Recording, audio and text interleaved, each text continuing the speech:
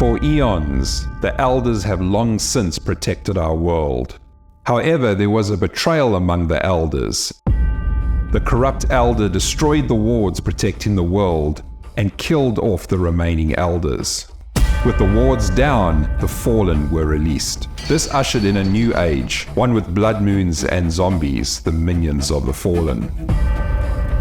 Their goal is to wreak havoc and damnation on the world, and ultimately release their masters, the Awakened.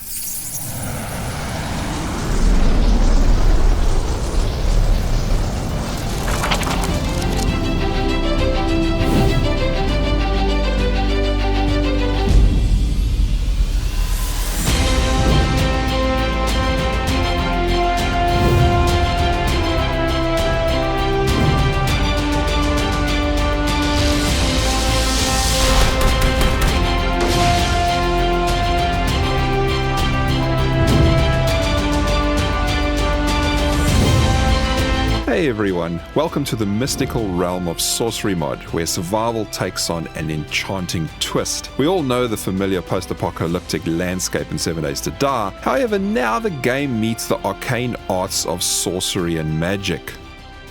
Sorcery Mod was started around 2018 by Devrix. Devrix is a modder from the US, hailing from Michigan. Sorcery Mod has many features, and even though it is a pretty big undertaking, Devrix says that he is far from done and will keep expanding the mod. Now, let us get one thing out of the way first. To borrow from a Harry Potter term, I'm a bit of a muggle when it comes to magic. I'm pretty clueless, so let me apologize from the start for something that I may say incorrectly, as I'm pretty ignorant of all the jargon that is sometimes used, but I do try to get it right. Like most 7 Days to Die overhauls, Sorcery is played as a mod with the vanilla game.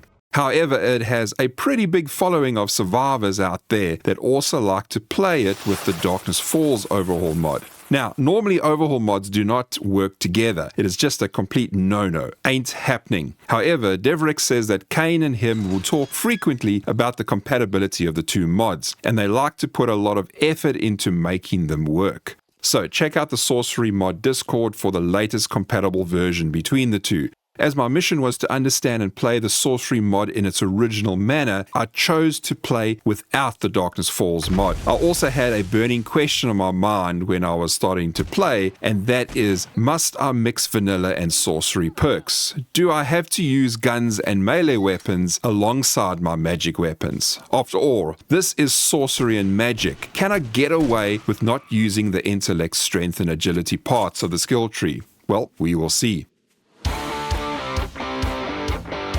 Now, when you open your skill tree, it may look a bit overwhelming. Besides the vanilla options on the left that you will be used to, by the way, which also includes the Alpha 21 crafting magazines, there are additional attributes or trees that have a horde of options and perks lurking below them. There are currently 3 elements in Sorcery Mod.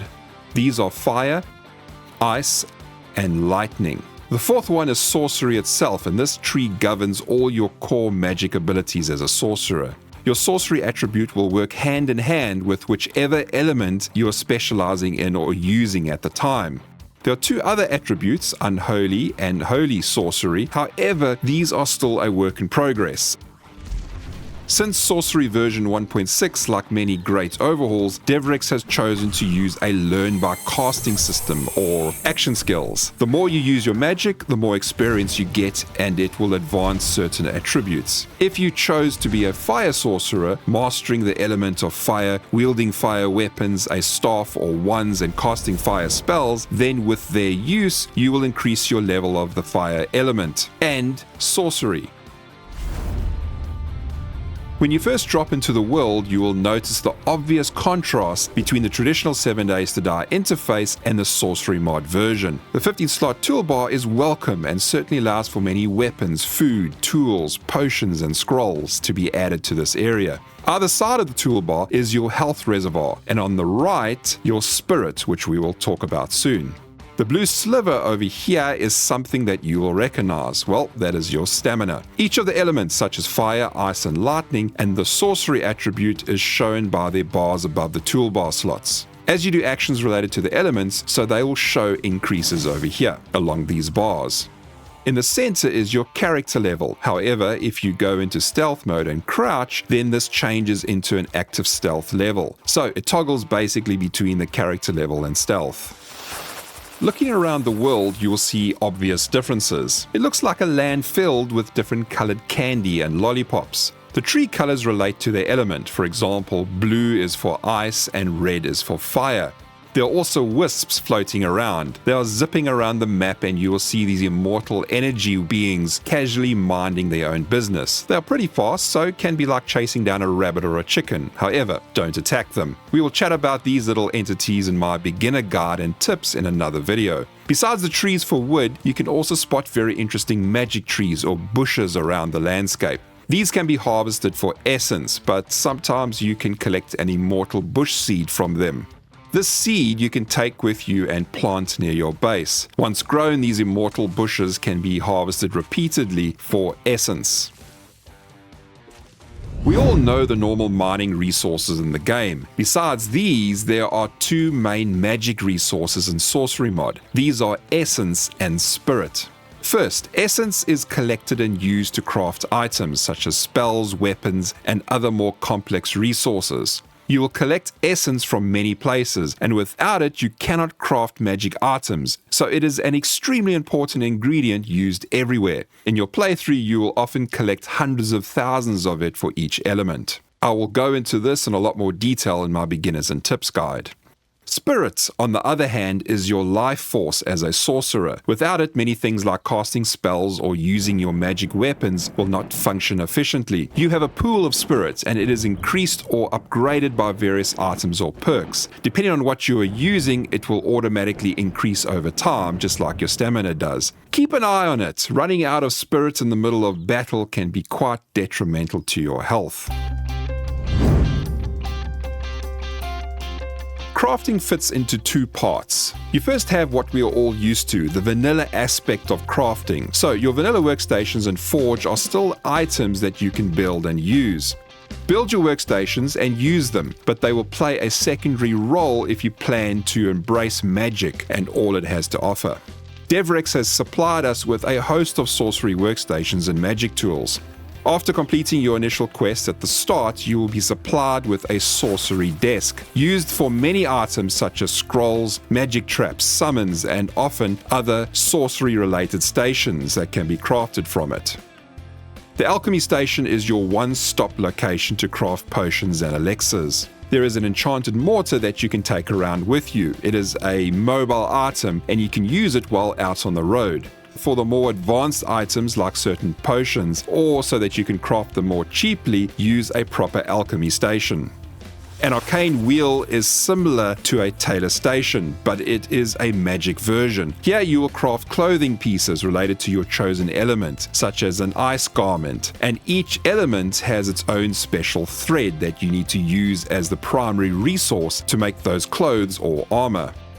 The SpellForge is often the first station that you will actually craft. Again, it is related to your chosen element. The SpellForge will take raw essence that you have collected around the map and transmute or convert it to useful items or for more complex crafting. The enchanting table is probably most well known as the main location for ruins. In a very simplistic way, think of ruins as mods. So, similar to inserting mods into armor, tools, and weapons. From this table, you can craft enchantments, and these runes you can then place on armor, such as a Spelllight rune for your head armor. And this Spelllight rune works much better than a normal helmet light. There are many runes, and it will take you some time and probably many playthroughs to even get to use most of them. Besides those stations, you will have a ritual station, and this is used for crafting shrines and other special items. Farming doesn't do that much different from what we are used to in the vanilla game, so you will lose your seeds when harvesting plants. If you're not worried about conventional explosives such as exploding arrows and grenades, then duct tape and glue is nothing to be worried about. Devrix said that he doesn't plan to change farming. However, there are certainly plans in the near future to increase the number of unique sorcery-related plants in the world. I'm looking forward to this as I know there are a number of unique plants that would fit very well into the world of magic and make the crafting system deeper for making potions, foods, and other items.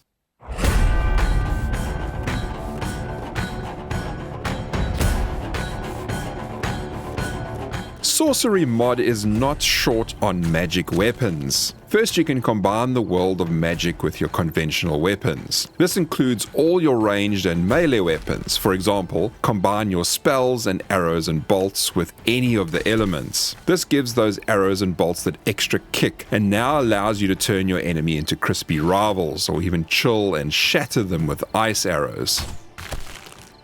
Moving from archery options, you can also add permanent enchantment spells to your rounds of ammunition. This includes the 9mm, the .44, and the 7.62mm ammunition that can now be turned into something that can freeze, electrocute, burn, and incinerate your evil enemies. Melee weapons can also be enchanted, for example with the use of scrolls. Reading these will enchant all your melee weapons with something extra, so reading scrolls with more than one element will also give you the chance of all the elements activating.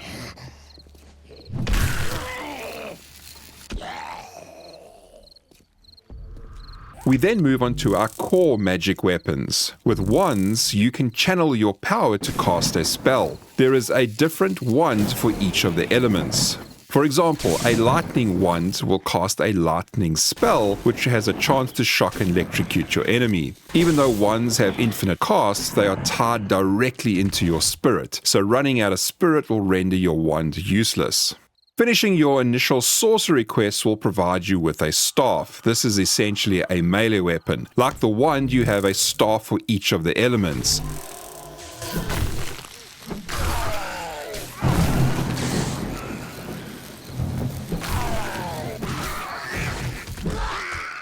One major difference is that the staff can be used as a basic ore resource and salvaging tool. You can mine with it, use it as a shovel, or even cut down trees.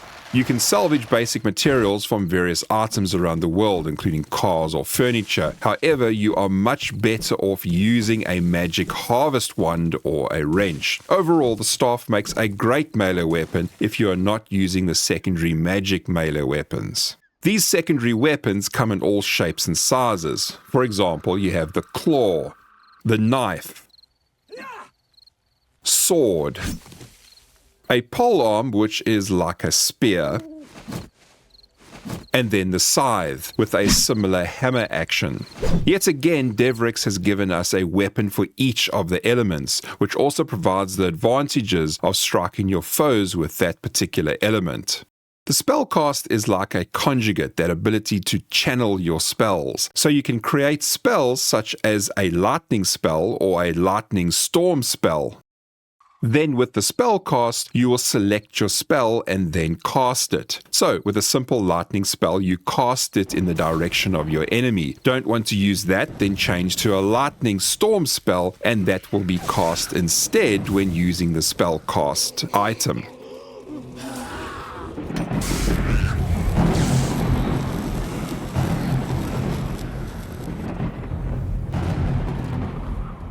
If you move to fire spells, we now have a fire spell cast, which when using the simple fire spell will cast a spell that does burning damage.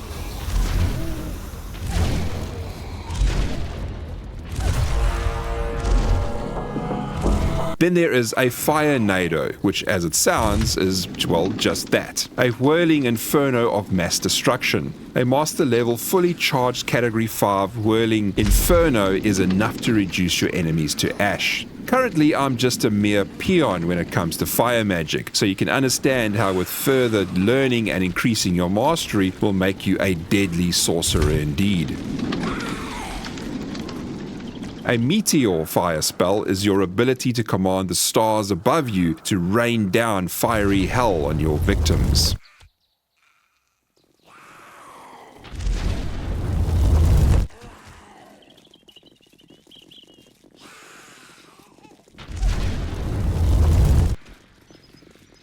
Ice is the one element I've not spent any time with since playing in Alpha 20, and now with Alpha 21, I've only started using it. However, the ability to freeze monsters in their tracks makes ice an excellent means of slowing and stopping enemies. Chilling, freezing, and shattering the enemy with an ice storm is great crowd control.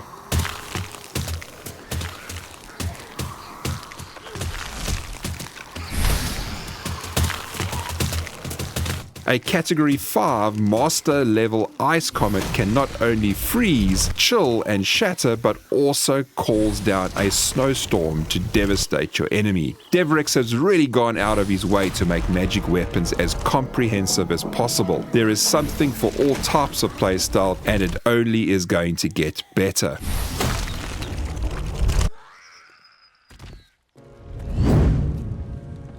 New arcane goods in stock?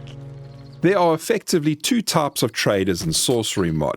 The same traders from Vanilla like Jen and Joel, they are still indestructible and will close up shop and kick you out in the evening. You can do normal quests with them and gain the same rewards as if you were playing the vanilla game. On the other hand, you have the Arcane Trader. They are dotted around the map and only sell arcane and magic related items. Magic items can't be sold, so the Arcane Trader is mainly someone that you will purchase items from. Normal items can still be sold here, but you don't usually want to sell them to the Arcane Trader unless you want to be ripped off. The Arcane Trader is open 24/7 except during Blood Moon. Of course, the trader is your all-important location for sorcery work or jobs. You can obtain quests such as clearing custom fallen camps and PORs, or just going out and killing some of the fallen monsters. I will be chatting about the fallen in the video a bit later. The fallen monsters have a number of custom PORs ranging from cathedrals, castles, and bathhouses, or just a simple camp. One of the big bonuses with these is the extra loot that you will get. Some pretty good loot comes from these Arcane Trader quests. I love opening up these mega chests. They just sound like they have some awesome loot in them. The Arcane Trader is also someone you can get basic training from. This will happen at the start of your game when you select a particular element to train in. You will also be summoned to the Trader once you reach level 20 of a new element that you've been gaining experience with. Sorcery Mod has classes. Most overhaul mods that have classes will usually get you to select a class when you begin the game. However, Sorcery Mod is different. You'll likely only choose a class or more much further into the game. With the use of runes, you will choose one or more classes. For example, if you choose an alchemist class, the 3 runes will be attached to your bandana clothing, because that is where the alchemist class runes are added. They don't get added to your chest armor, for example. Each of the 3 runes will provide an additional ability such as greater potency or crop harvesting to support your alchemy abilities. You may want to only wear one class rune of many different classes, or put runes on certain clothing when doing certain activities. As these runes can be pretty powerful, Devrix wants to maintain balance. Therefore, the class runes lower your spirit permanently when you are wearing them. Where would we be without our companions? Sorcery Mod allows you to master special guardians or supernatural entities. These familiars are boosted with additional skill points, and as usual, the developer has provided familiars with each of the elements. You can have multiple familiars with you at the same time, and you can use them to help distract and attack the enemy. These familiars can also have runes attached to them. This makes them even more potent so that they can have a chance to cast destructive or protection spells, not only to help them, but also to help you as the summoner. As you master your abilities, you will also be able to summon twin familiars, which will double your efforts at vanquishing your foes.